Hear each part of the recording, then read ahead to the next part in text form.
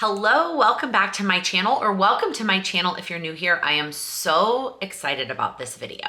This video is going to be my entire planning process from start to finish. So I'm going to start at the highest level at annual, planning out for the year, working my way down quarterly, monthly, weekly, all the way down to daily, talking about my personal goals, my business goals, as well as my schedule and time management. Some snippets of this you've seen in my plan with me's throughout the year, but those are mostly just the weekly and the daily, and then some of the goals things thrown in there in the goals check-in videos. This is gonna be the entire process from start to finish. I anticipate this video to be a little bit long. I did do a version of this video 2 years ago in November of 2022, and I really think that video helped a lot of you understand where my brain is and like how I get from point A to point B and achieve my goals and all the things. But obviously a lot has changed since I made that video. We have moved from New York to Chicago. We've had a baby, and I have also moved a lot of the steps digitally. When I did that video, I printed a lot of things out. I wrote down a lot of numbers. I did a lot of things by hand. And don't get me wrong, I still do a lot by hand. I still like to write. I still love pen and paper when it comes to planning, but I also have moved a lot of things digitally. So I will bring you along for that as well. I have been putting this video off for most of the year. I knew that it was something I wanted to redo once my daughter was born, but I was putting it off, I feel like, for a couple of reasons. Number one is I wanted to actually bring you along for the process. I wanted to do it when I was going into a new quarter. Obviously, the annual steps I'm going to just talk through, but from quarterly on, I'm gonna bring you along as I plan out Q4 and then October and then the week and then the day so that you can actually see this process at work. And so I was waiting for the right quarter to do that. The other thing that I was really kind of hesitant on is that it's always changing. And just when I feel like, okay, I've got it, this is the system that works for me, I tweak something or I change something. So this is my process right now in September of 2024, and it could always change, but I'm gonna bring you along for what it looks like right now. I'm also in this video gonna share the 10 tools that I use and like call them out as the 10 tools that I use to make this process happen. And it may seem like a lot, some of them are really simple, like the notes app on my phone, but these are the 10 things that I need on a regular basis to keep everything going, have household things going, achieve all of my goals, and run a business. And I'm excited to share those with you as well. The last thing I'm gonna say before we jump in is this is what works for me. And some of you may watch this video and think that it looks overwhelming or overly detailed, or maybe it seems repetitive, but this is the system that works for me. My life is not your life. My brain is not my brain. I'm not saying that you have to do it this way in order to be successful at all. I am saying this is the system that I have developed that works for me and helps me achieve my goals. And hopefully there is some piece of this that you take away that will be helpful for you too.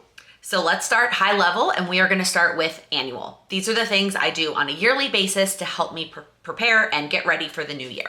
Starting with personal goals is my Goals with Laken planner. Now, the planner doesn't come with the binder. The binder is for sale separately in my shop, but I keep my planner in this binder. I have been setting personal goals for, well, let's be honest. I have been setting personal goals for a long time, calling them New Year's resolutions and then never actually doing them. I've been working on personal goals for maybe 5 or 6 years now. And having a planner dedicated specifically to my personal goals is absolutely necessary for me in order to achieve them. I need that separation from everything else. I need a place to figure out what my goals are and break them down and track the progress. And over the years, I have tried a bunch of different planners. And while a lot of them had components that I loved, each of them had something that wasn't quite perfect for me. So I created my own. I created the Goals with Laken planner that is exactly what I need in terms of a goal planner. It may not be the right fit for you, but it is what I need. This video is not about my planner. If you want to see the entire details of what my goal planner looks like, I have a whole separate video flipping through the thing from start to finish. But that is for me the first step in figuring out my personal goals. I go through the prep work and the questions that I have created in my planner, and that is how I figure out my vague goals for the year. I have figured out over the years that I am more successful personally when I set annual goals that are a lot more big picture. They are not specific, like I'm going to achieve this or not achieve this by the end of the year, but they are overall themes or things I want to focus on throughout the calendar year. So here's a snapshot of my 2024 personal goals. Obviously, these are not going to be my goals for much longer. 2025 is right around the corner, but For the sake of this video, I'm still focused on my 2024 personal goals. So these are the at a glance things that I want to prioritize in my personal life. And you'll see how I get more specific as time goes on. But this is what I do on an annual basis. I do all the prep work and figure out my personal goals for the year. It's hard to imagine that I'm about to do that for 2025. The next component of annual planning is my business goals. Now, I don't set big overarching goals for the year in my business. I don't even really set an annual revenue goal. I personally have found that one of the benefits of having a small business that is mostly operated online is that I can pivot easily when I need to. I can change my mind. I can pick something else to focus on. I can take something else off my plate. And so I really get specific in my business on a quarterly basis. And so I don't have overarching annual goals for the year when it comes to my business. What I do is kind of brainstorm things I could focus on throughout the year. So to brainstorm, I just have this tab in my Google Doc. It's a doc that has a bunch of different tabs that you'll see more of later. But one of the tabs is just where I brainstorm my overarching ideas for the business for the year. So across the top, it has all the quarters 1 through 4. And then down the side, I will put big picture ideas. I've already deleted this for 2024 because I've already planned my Q4 goals for 24, but I'll have big picture categories like the Goals with Laken community, the planner launch, the goal prep workshops, marketing, sales, etc. And then I will plug in things that I think could fall into the various quarters over the course of the year. I'm not aiming to fill in every single box in this chart. I'm just trying to kind of map out what the year could look like, but know that I'm gonna solidify it and likely change my mind as each quarter comes along. I have started the version for 2025. I'm not quite ready to share. I do share a lot of behind the scenes and things related to the business, but I'm not quite ready to share. I don't know if I will ever share the 2025 version of this for the business, but I'll give you an example of one of the things that I've plopped in there. So next year, next summer, is the 5-year anniversary of the Goals with Laken community, which I cannot believe we're about to hit 5 years. So in the Q3 column, in the community line, I have 5-year celebration. I don't know what that looks like. I just know that's when it would fall and what category it falls under. So I started brainstorming a couple of things like that for 2025, but otherwise that's all I do in terms of business planning for the year. And the last component of annual planning is related to that scheduling and time management piece of this video. And this is tool number 2, which is the Notes app in my phone. And there are other things I use this for that I will share later in this video. And the way that I use that in terms of annual planning is just all the things that are already scheduled for the year, so I can just kind of see them all in one place. These are things like weddings, vacations that are already planned, people coming to visit, etc., our Broadway and Chicago dates. And I used to keep these in my Google Cal. Well, I still keep them in my Google Cal. I used to only keep them in my Google Cal, and I would forget about them. And sometimes it's okay, like it's not that big of a deal. If somebody asks if we want to do something and I can see that we have show tickets at night, it's easy. But sometimes I really benefit from being able to see like, okay, we have plans every weekend in September except for this one weekend. Do not make plans. Like we need a weekend off, right? And I can see that at a glance in this note. So here's the version from right now in 2024. You can see the things that we have going for October and November. There's actually nothing right now scheduled in December. And I will delete all the prior things as they happen. That's why there are no prior months, and keep that going for the entire year. I have started a version of this for 2025 that doesn't have a whole lot in it, a couple weddings, a vacation, but for the most part, it's pretty empty. But this is just the best way I have found that I can see the dates coming up all in one place. So that is it in terms of annual planning and prep for the year. Obviously, I will do all of that in December. I guess I could have waited to film this video in December, so I could have brought you along for that. But between Vlogmas and the holidays and all the things, it's probably best that I just talked you through that. All right, let's move on to quarterly. This is where we get more into the nitty gritty and I start getting really specific about how I'm spending my time and what goals I am focusing on. The piece of this also that might change in the future is the timeline that I do this on. So currently, when I say quarterly, I do it on the normal quarters of the year, right? So April 1st, July 1st, September 1st, and then into the new year. I am considering playing around with that in the future and maybe adjusting and doing summer a little bit earlier and doing June 1st instead of July 1st, and then doing September 1st instead of October 1st. I have not officially decided on that yet, but so right now I follow the year, but that is something that I have been considering playing with going into next year and beyond. However, even though I just gave a bunch of examples talking about the first, I don't actually worry about starting it on the first. I love that Monday fresh start feeling of a new week. And so I will start always on a Monday, the closest to the start of the month. And I got this idea or this permission to not worry about starting on the first from Sarah Cannon from HB90, which I will talk about in just a little bit. But she really talks about setting goals for a quarter based on the closest Monday that starts. So it might be the 30th, it might be the 2nd. I'm not worried about being exactly on the 1st of the month. So the first step is to just look at my quarter at a glance. What do we have going on? How many trips are we going to be on? Who's coming to visit and when? How much free time do we have going on? Looking at the quarter at a glance, big picture, not like necessarily calculating anything right this second in terms of free time or hours or days, but just getting a sense. Is this going to be a super packed quarter? Do we have a lot going on? Is this going to be a little bit more on the chill side? Am I going to want to be spending more time outside? Is it going to be a little bit more cozy? And this is something that has also changed a lot in the last few years because all my quarters have looked very different depending on where I was at in my pregnancy and then my baby. And I got very lucky and my pregnancy lined up almost exactly with the quarters. Like my first trimester was quarter 1 and so on and so forth. And so I took that into consideration. And then from there, it was how old is my little one going to be? Because a 0 to 3 month old is very different than a 3 to 6 month old. And so that's also something I will continue to consider going forward. So let's start with my personal goals. And if you watch my goal check-in videos, you've heard me talk about my personal quarterly goals before and why I choose to pick goals on a quarterly basis. The truth is, the further out you go, the less that you know, and the less that you can predict how much time, energy, resources you're going to have to focus on your goals. So I like to pick those vague annual goals, and then when it comes to the quarter, I pick things that are a little bit more specific. So these are going to be milestones, focuses, kind of a checkpoint, something that I can really kind of grasp in that quarter as opposed to the vague annual goals. The way that I figured this out is I follow the process in my Goals with Laken planner. I go through the same process that I encourage you to do in your planner, and I pick my quarterly focuses for my personal goals, and then I break those down. And again, every quarter I share those personal quarterly goals with you here on YouTube in a quarterly goals video. I will do one that recaps the prior quarter and then one of my goals for the upcoming quarter.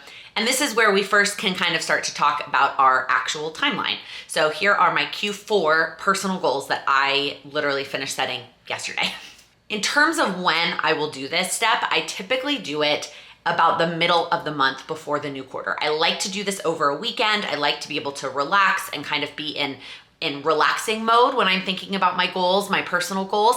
And so I like to do it kind of the weekend that's in the middle of the month. That happened to be the 14th and 15th of September. Sometimes I might do it a little bit earlier depending on when I'm gonna film. And then sometimes I'll do it a little bit later if we were gonna be out of town or depending on what our month looked like. But that is typically when I will start to think about my quarterly goals. I like to give myself a little bit of time to let them kind of sink in. I do a brainstorm and then I want to give myself another day or two to actually solidify them. All right, now let's move into business goals. This is where we start to get a little bit more nitty gritty, and I do actually calculate time and hours and availability for my goals before I set them. So this also leads me into tool number 3 when it comes to planning out my life and my goals, and that is the HB90 system. The original version of this video that I did in 2022 included a full review of HB90 system. Everything I said about that is still true. This HB90 project management system absolutely changed my life and the way that I think about my business and my business goals. It is a goal setting system, but it's very focused on project-based things. And I think it is best supported for business owners, entrepreneurs. The original creator, Sarah Cannon, made it for authors. I think you can definitely extrapolate the system to any small business, but I think it definitely lends itself better to somebody who is working on projects and business related things like that they are in complete control of. Now, when I say the tool for HB90, I truly do mean the system. I don't actually use the planner anymore. In the old version of this video, I showed how I printed out a lot of pages in the planner. I did most of it handwritten, calculating numbers and all of those things. I'm gonna show you now how I do it digitally. I'm still following almost the exact same process as I did in that original video. It's just all now in a Google spreadsheet. So step one is I've got to get really clear about my time. And this has been a component of the system that I have kind of struggled, not struggled necessarily, but really tried to hone in on since having a baby. Because before becoming a mom, when I was working full-time in my business, I wanted to spend all of the hours I could on my business. Now, I did give myself some flexibility. I tried to not work, 9 to 9, but I was like, I'm gonna mostly work 9 to 5, Monday through Friday, and maybe a little bit more here and there, and maximize my total time within reason. That's not the case anymore. I don't necessarily want to be filling every hour that I can, every hour that I could possibly have childcare on my business, because I do want to spend that time with my daughter. And so it might be a little tough for me to explain verbally. I'm going to do my best, and I'm going to pop up the spreadsheet and all of that jazz. But it's kind of a back and forth. I go back and forth between the hours I have to work and then the projects I want to work on, how long I think those projects are going to take, and then back and forth in finding for me the right balance between work and mom time. Because there is a world where I could do just the bare minimum in my business and maximize the time with my daughter. And my business would still function. It would still survive, but it would not grow at all. And I wouldn't be doing any of the extra side projects that I want to work on. The flip side of that is I could work, maximize the hours, like I said, and get lots of projects done and find projects to fill the hours, which is what I used to do. But then I would struggle missing out on time with her. So I do start this whole process, this like back and forth between projects and hours on a quarterly level in order to set quarterly goals. But I know that it's gonna change. I know that I am not trying to be that specific. I'm trying to get a general sense. I usually try to keep the numbers at like nice 0s and 5s, like things that look nice, because again, it's high level. I'm not necessarily trying to be super nitty gritty at the quarterly level. So the first thing that I have to talk about is tool number 4, and that is Google Cal and Google Drive. I'm combining them so that it was a nice 10 tools. But Google Cal is absolutely necessary for me. I will start first in the Google Cal, mapping out the hours that I would like to work over the course of the quarter. So I have a special calendar in my Google Cal called work hours, and I will map out the task blocks. So when I say task blocks, I mean a 30-minute chunk of time. In the HB90 system, she encourages you to follow the Pomodoro cycle. So technically a 30-minute chunk of time is 25 minutes of working with a 5-minute break. I was really good about following that system before Lila was born. I have not been as good about it now. So now I'm still trying to get back into that, but I still do plan out in 30-minute chunks, but you'll see that I actually track in half task blocks, because sometimes all I have is 15 minutes. So, or 45 minutes, or, some kind of hour and 15. So, but I plan out in 30-minute chunks of time. So I will go through my Google Cal over the course of the quarter, and I will put in what my ideal number of task blocks would be. It typically looks like me working during her napping hours, and then in the middle of the day, a couple of days a week when I have my mom's help to watch her. So here's a photo of my Google Cal kind of before I mess with it, that has some recurring tasks like my routines and some other tasks that I will talk about when we get to the monthly section, and then the bare bones of the work hours. It also has some of the recurring tasks for my business already in there as well, but none of the extra side projects. And then I obviously adjust for days that we're gonna be out of town, days that my daughter has a doctor's appointment, whatever other things that that I know right now, at least at the beginning of the quarter, are gonna make those like daily task block numbers not accurate. So then I take those numbers and I plop it into this other spreadsheet that I created, where I basically look at the quarter as a whole, and I have all the task blocks that I'm gonna work, or I projected to work over the course of the quarter. Again, it's very similar to the original system I talked about before, but now I'm just doing it in a spreadsheet as opposed to doing it by hand. I'm very thankful to let Google spreadsheets do the calculations for me.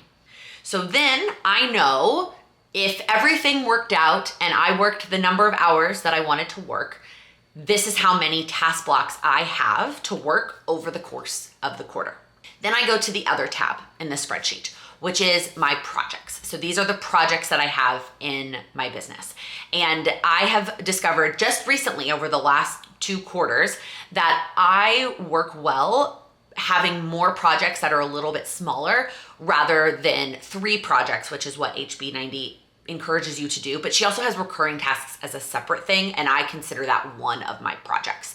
So the first section is all of those recurring tasks. These are the things that happen every single week or month in my business. So the live chat on YouTube, the coaching call, everything related to the community, creating content on YouTube, prepping those videos, email newsletters, all of those things. And I do probably get a little bit more nitty gritty than I need to in this section, but most of these numbers are pretty accurate because I have been doing these tasks for years. And so I know exactly how long they're gonna take. I will just delete or adjust if we're gonna be out of town and I'm not gonna be working that many days.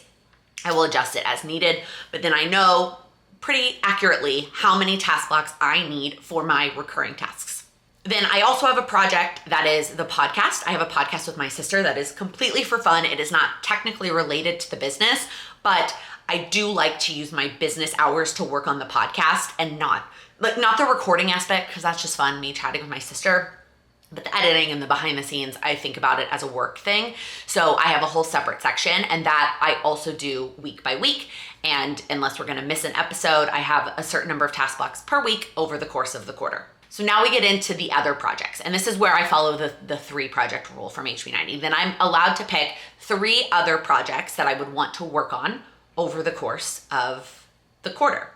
And you can see that this spreadsheet is broken down week by week, but at the quarterly level, I'm not worrying about week by week. I did it for recurring and I did it for podcast, but for these 3 projects, I'm not looking at it by week anymore. I'm just playing with the numbers in the total column. So the first step is to think, what might these projects be? Like, I'm gonna start there. And if you recall from the annual section, I probably have an idea of what they might be. And so I will put those projects in. The next step then is going to be to break those projects down. What are all of the steps related to those projects? And the level of granularity that I break it down is typically what I put it on a sticky note on my Kanban board, which is jumping ahead a little bit to something I'm gonna talk about later. But that is the mindset that I use. Typically, I'm not gonna have it be a task that's smaller than 1 task block, but I don't want it to be too big because then it feels overwhelming and not something that I'm gonna put in my calendar. So I will go ahead and break these down. Then I'm gonna start estimating how long I think each of these tasks are going to take.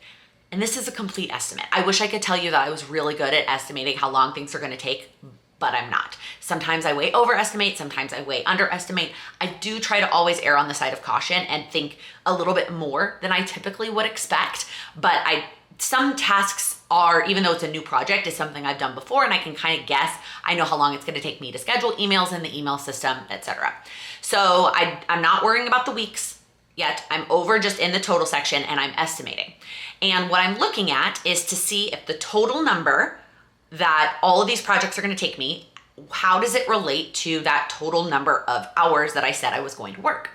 And in an ideal world, I can break it down and I can fit all those projects into those total hours. But of course, sometimes it doesn't work.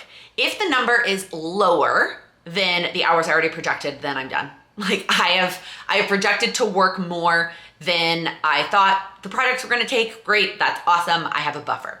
If the number is higher, then this is where this back and forth comes in. How much higher is it? Do I want to go find those hours in my calendar, hours away from my daughter, or sacrificing something else, sleep, other goals?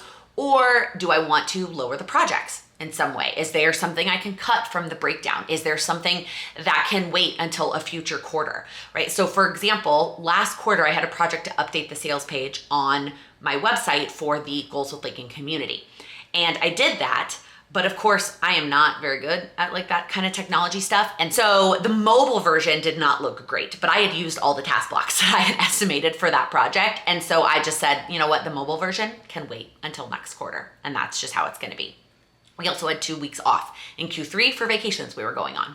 So I kind of will do this back and forth. Depending on the project, sometimes I will try to go add hours in a couple of hours here or there if I need to kind of make the numbers work. And I will go back and forth until the numbers either match or the project number is lower than the work hours number.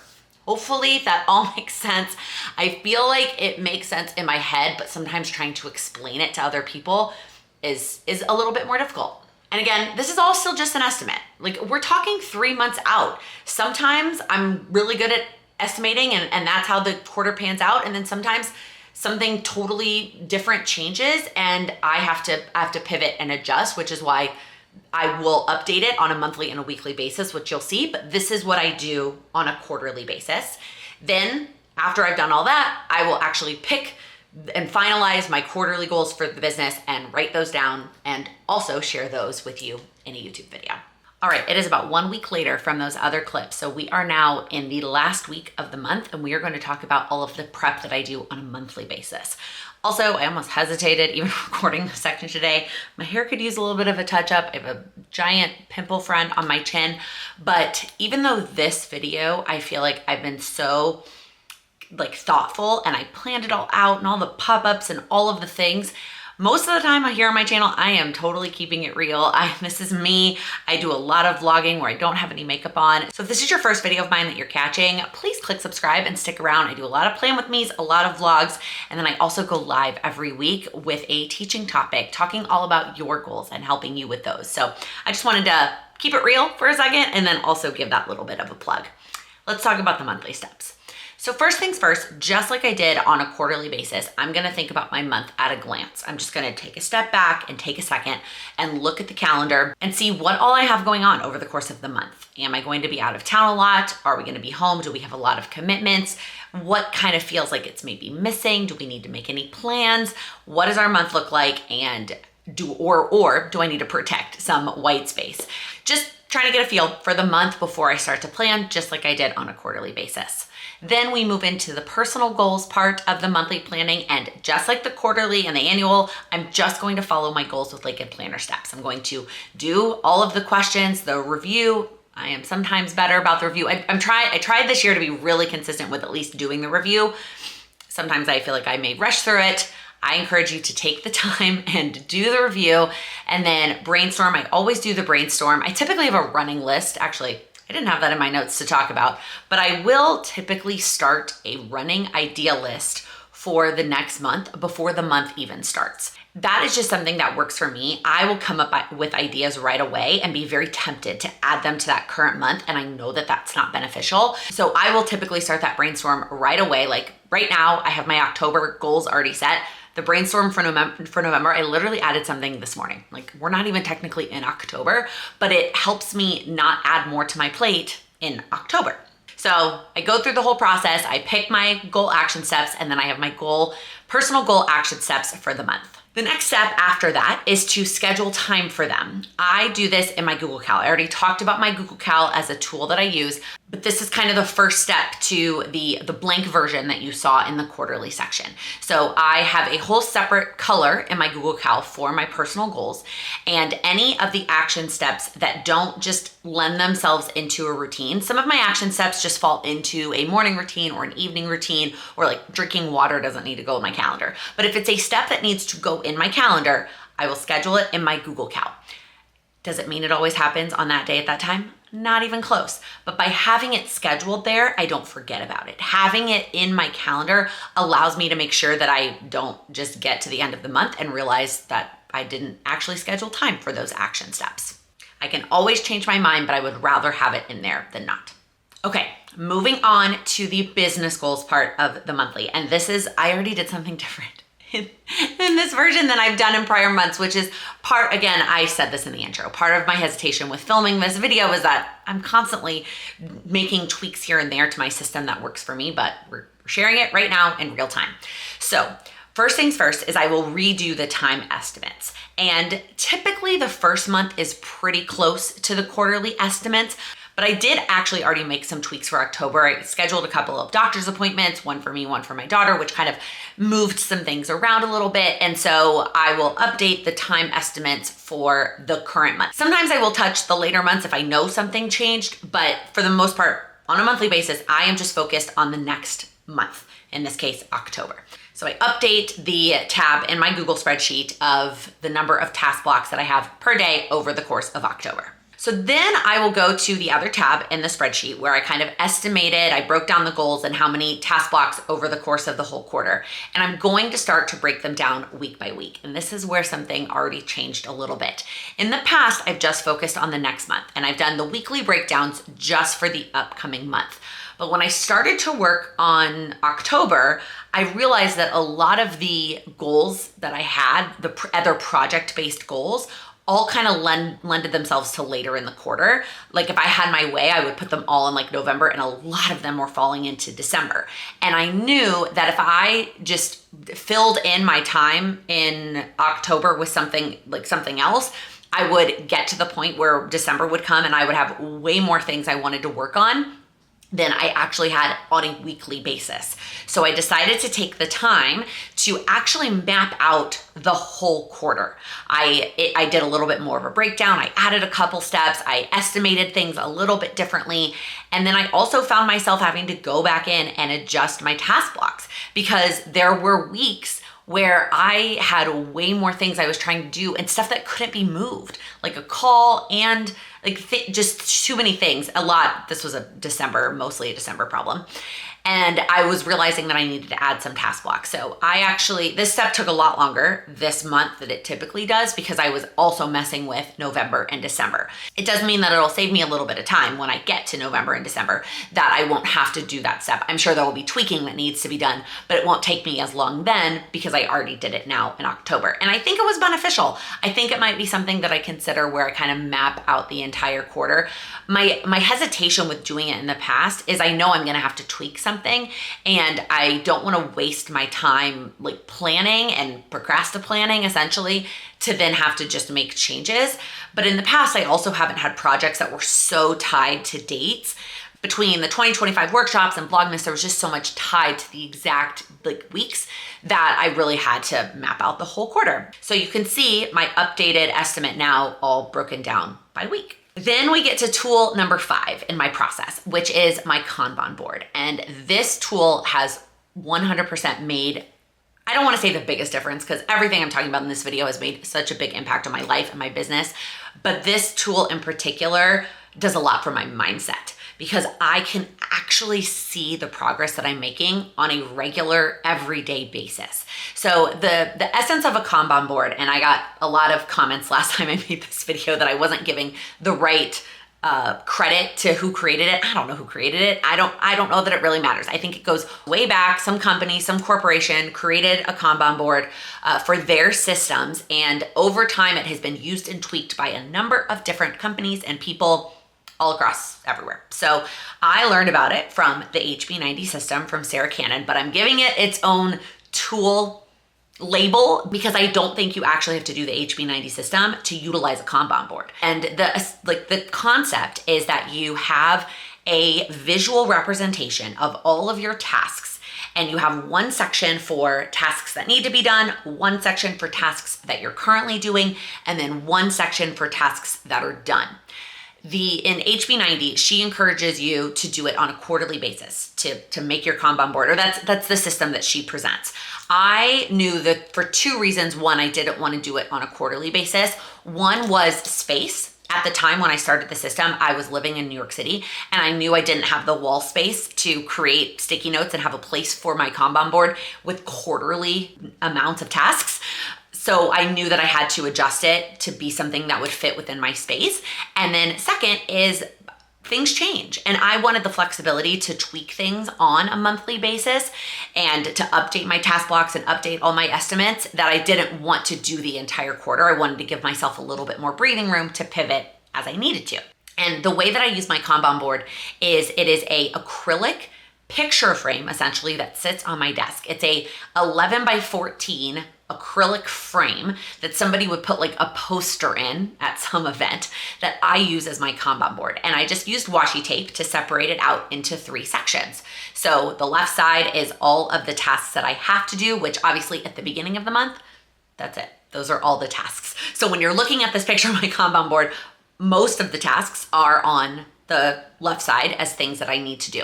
The middle section is the current week. I like to look at it over the course of the entire week. I used to section this out by day before Lila was born, and I was really like, I married my tasks to given days. I had this section also with washi tape broken up like Monday, Tuesday, Wednesday, and I had the sticky notes that way. I don't do that anymore, partially because the sticky notes just don't fit as well.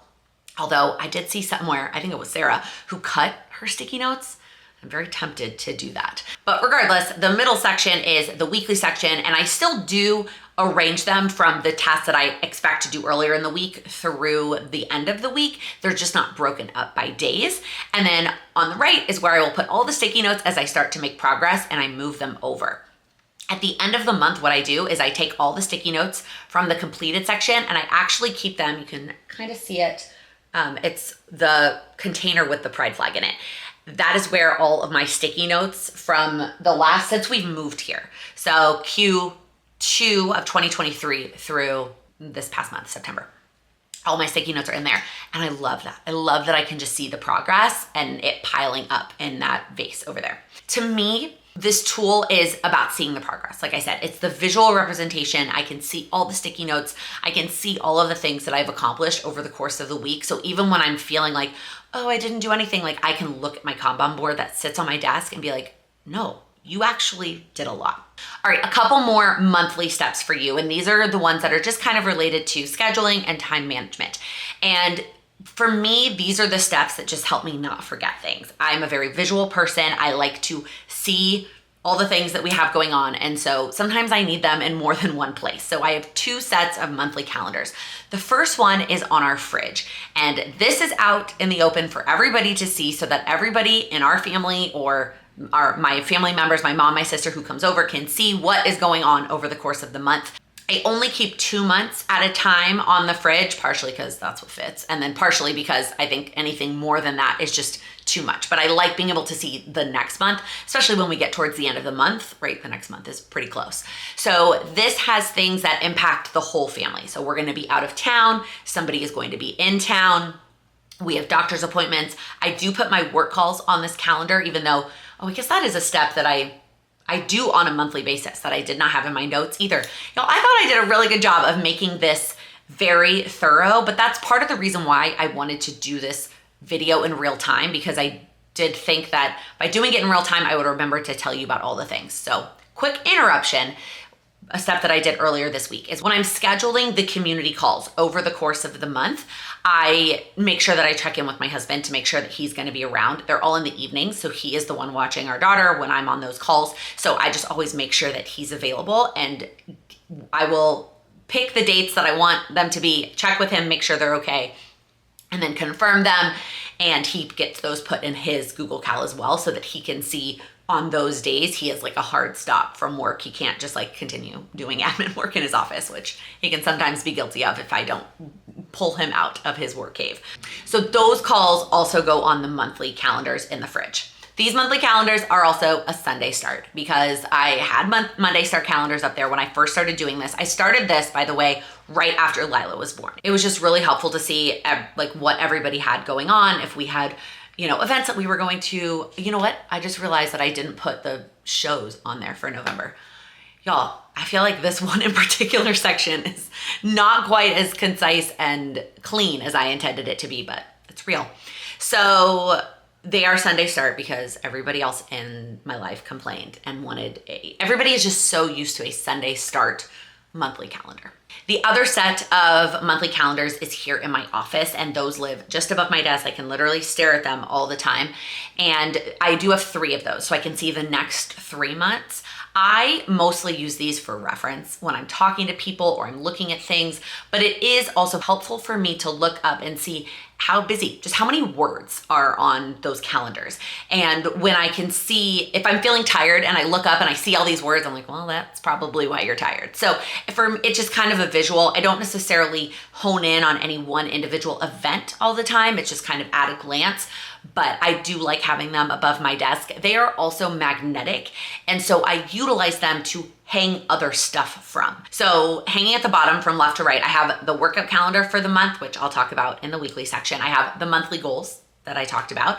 I have my weekly plan, which I will talk about in the weekly section, and then my quarterly goals that I already talked about, my business goals and my personal goals. Having all of those things just right in front of me when I'm sitting at my desk is the visual reminder that I need to prioritize and truthfully not forget anything. And then the last piece of the monthly planning is not necessarily planning, but it is part of my system. And so I wanted to make sure that I talked about it. And I actually did a whole live chat about this topic. So if you want more of a deep dive, check out that live. It is about my recurring tasks. So these are the tasks that need to happen at some point over the course of the month. Every single month, it's a lot of cleaning tasks or setting up the monthly calendars, all kinds of monthly things on a recurring basis. And the light bulb that finally went off for me this year that I want to make sure I include in this video is that you do not have to do all of these monthly tasks either the last week of the month or the first week of the month. That's how I used to treat them.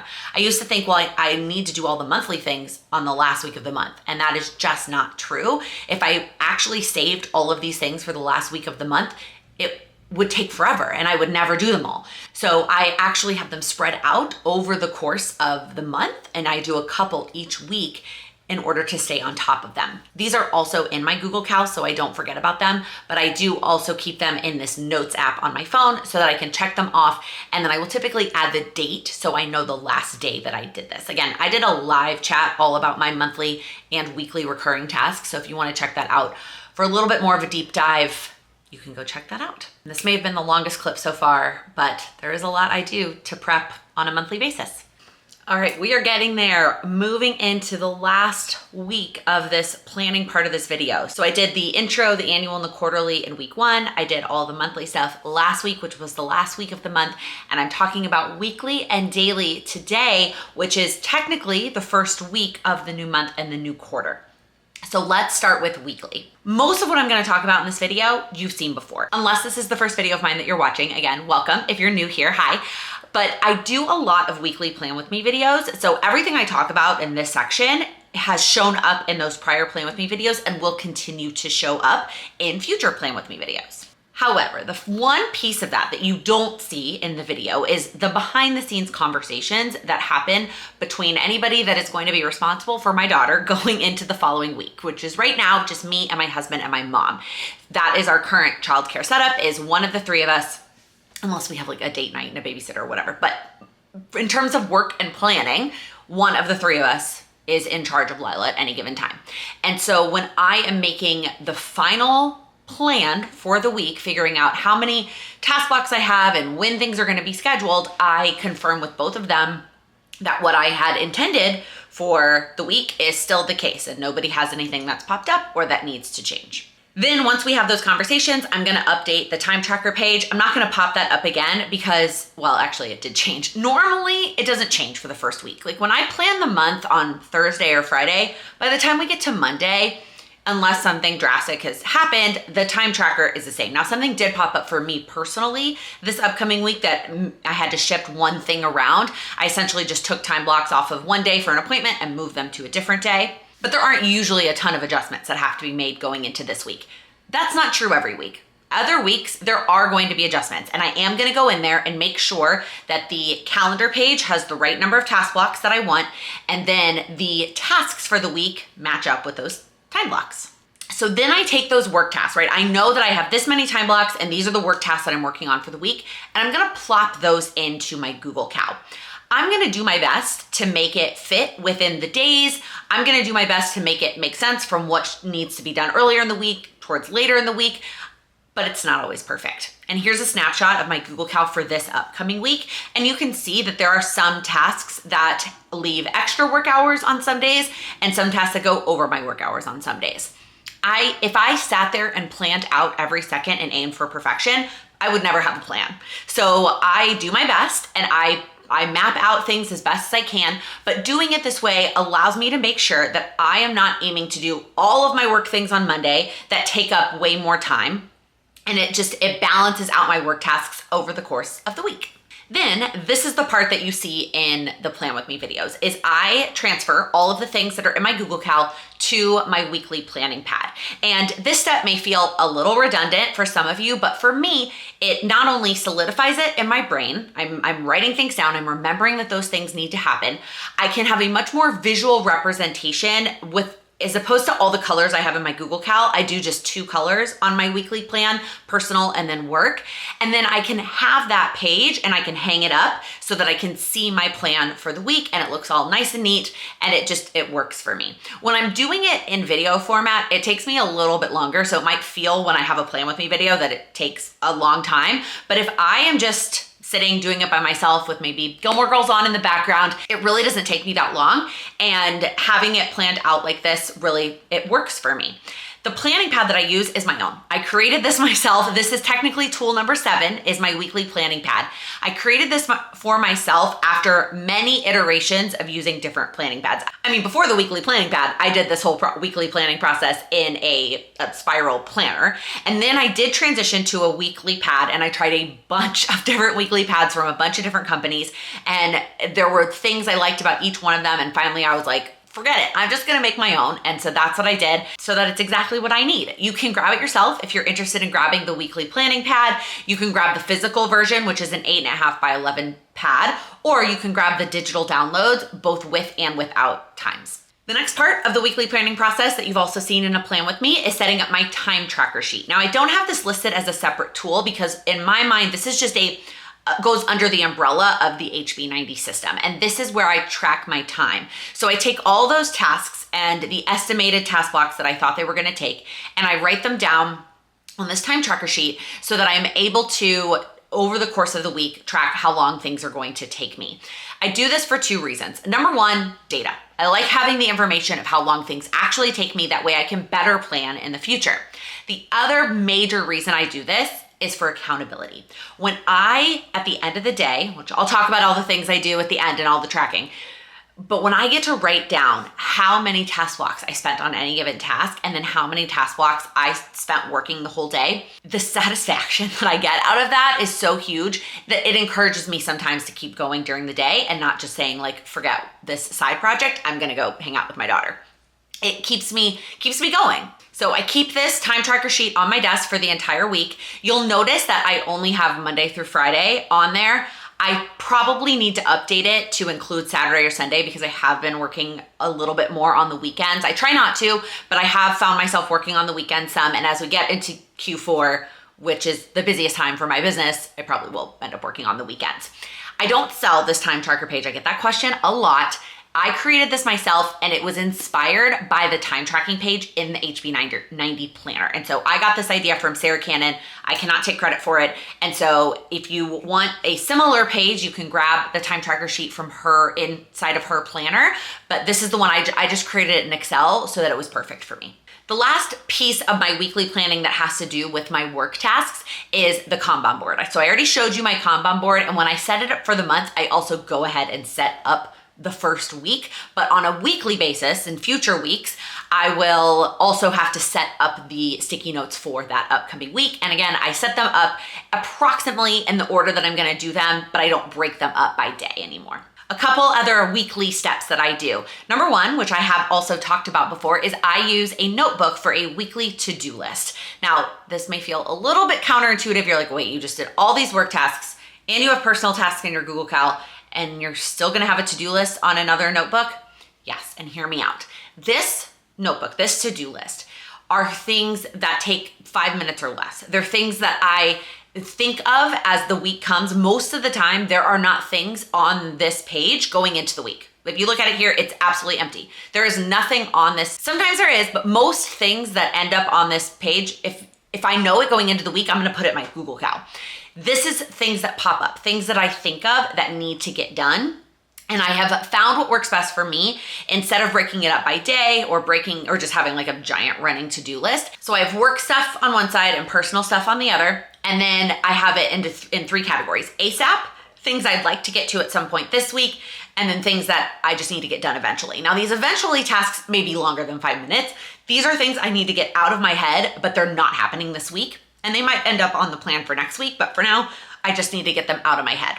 This to-do list sits on my desk and I can see it at all times, but it really just serves as a dumping ground to get things out of my head when we're going throughout the week and I don't want to clutter up any of my other planning pads or pieces of my planning system.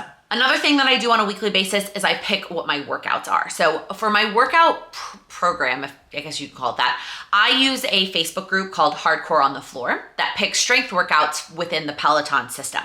So I print off that workout calendar from the Facebook group and I have it hanging above on my magnetic monthly calendars. And I used to pick out my workouts on a monthly basis. And then what would happen is something would change, because it always does, on a weekly basis. And then the whole month would be shot and I would just be like, forget it, I'm not gonna do any of these workouts, which is not helpful. So instead I pick them on a weekly basis. And when I say pick them, all I do is go in there with a highlighter and I highlight the ones that I'm planning to do for the week and I add them to my Peloton app. All right, last weekly step is the recurring tasks. I already touched on this during the monthly section. And again, I have a whole live talking about my recurring tasks, but I also have them on a weekly basis. So things that I try to do each day of the week just to stay on top of some household and recurring task type things. I have this in my notes app on my phone for my weekly recurring tasks. And these are also in my Google Cal.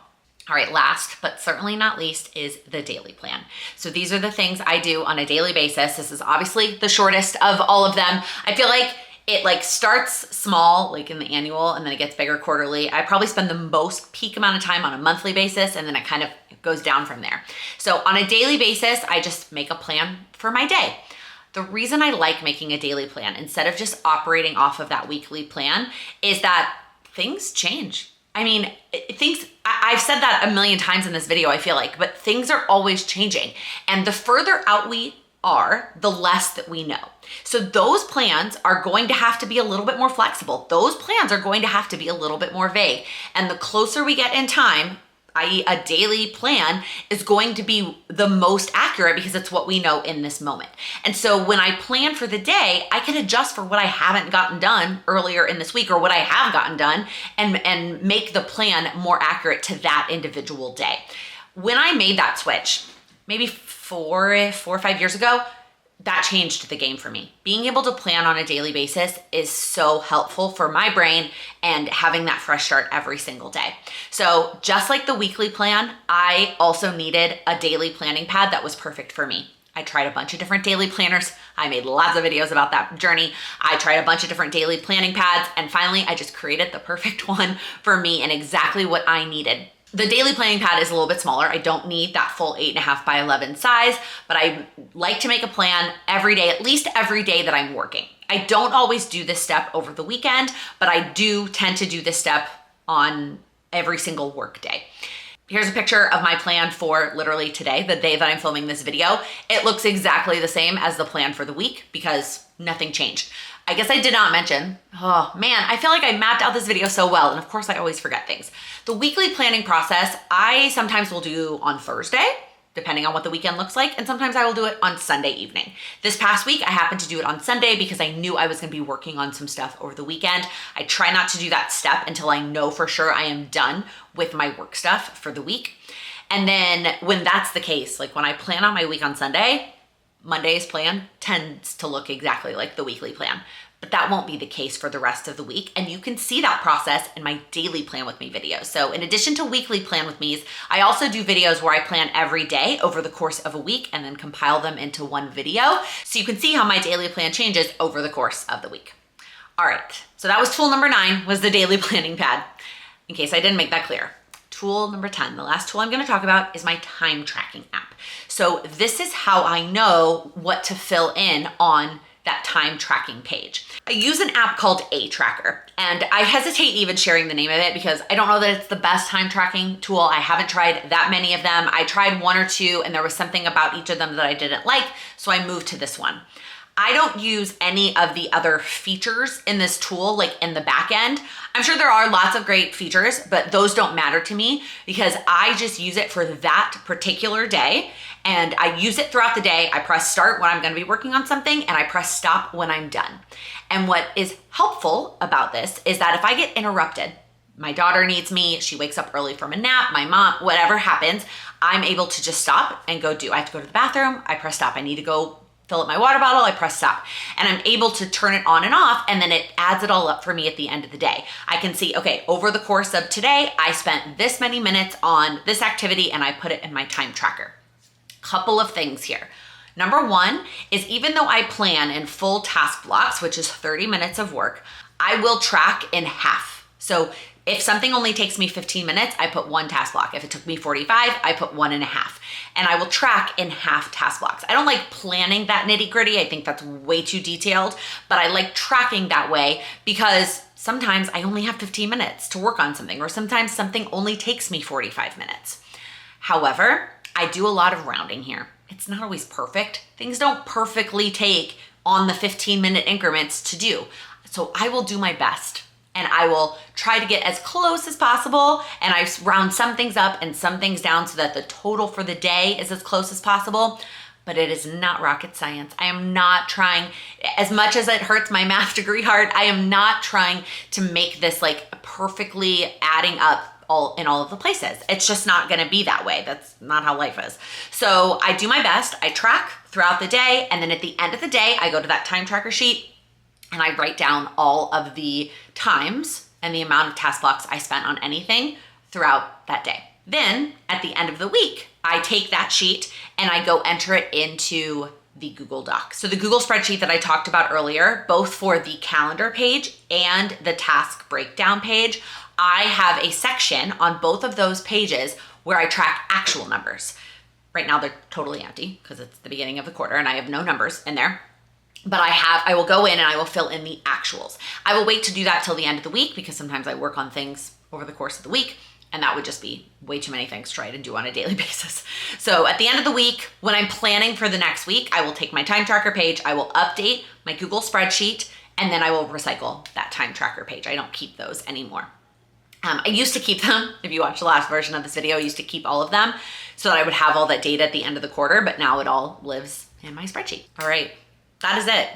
I think I covered everything in my it was 3 8.5 by 11 typed up pages of notes for this video, but hopefully this clears up a lot of things and answers a lot of questions about my planning process and how I go from A all the way to Z, what I do all of the time, what I do on a regular basis, and how I get all of the things done, even though I don't get all the things done. And that is one thing I want to remind you of when you're sitting here watching this, is that it's not perfect. And that's why my system works for me, is that it allows me to be imperfect. It allows me not to get things done. It allows things to take more time or less time and for me to adjust as needed.